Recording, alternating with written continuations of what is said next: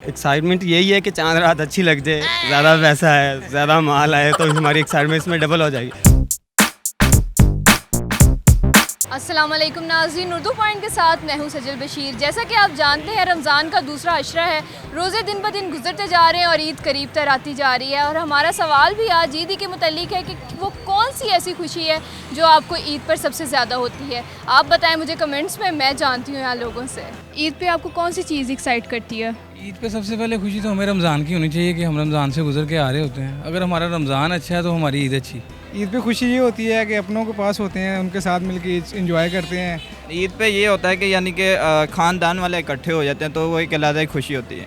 बस ये एक इस्लामी त्यौहार है तो हमें खुशी होती है कि हम ईद आए और अच्छी अच्छी चीज़ें लें, नए नए कपड़े पहनते हैं, अच्छे अच्छे खाने घर वालों के साथ मिलके खाते हैं। अपने घर वालों के लिए, अपने लिए और अपने जो गरीब भाई हैं उनका ख्याल रखें। हमने मिलना होता है अपने रिलेटिव से, दोस्तों से, इंजॉय की वो खुशी होती है। क्या करते हैं ईद पे आप? ईद पे ईद नमाज़ पढ़ते हैं और क्या करना है, ईद नमाज़ पढ़ के उसके बाद सो जाते हैं। उसके बाद फिर जो रूटीन का काम होता है, मिलना जुलना, दोस्तों से मिलना, घर वालों से मिलना। घर वालों के साथ कैसे मनाते हैं ईद?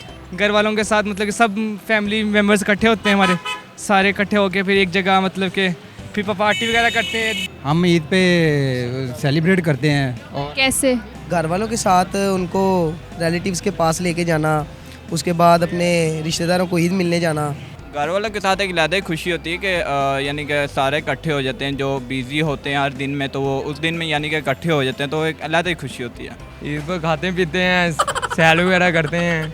कहाँ की सैर करते हैं? इसके अलावा फैमिली के साथ कज़न्स वगैरह उन रिलेटिव्स की तरफ चले जाते हैं, फ्रेंड्स इकट्ठे होते हैं। कहाँ से मर्जी कर लें सैर, किधर से मर्जी हो जाए। कहाँ से?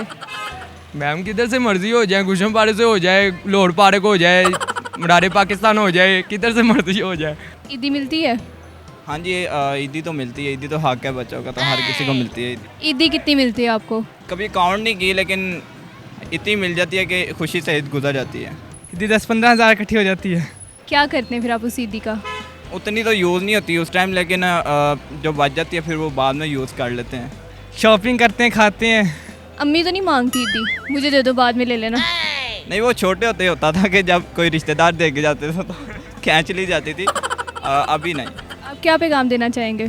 पैगाम ये देना चाहूँगा कि ईद का त्यौहार है, ज़्यादा कोशिश करेंगे घर में ही मनाएं और उन लोगों को भी सहारा दें जिनके पास ईद मनाने के लिए कुछ चीज़ ना हो। जैसे कि हमारे पास कुछ आते हैं कि हम उसे फ्री में भी गिफ्ट दे देते हैं, पैंट्स वगैरह। तो गरीबों का एहसास करें, तो यही है कि अच्छा रहेगा आपके लिए भी, दूसरों के लिए भी।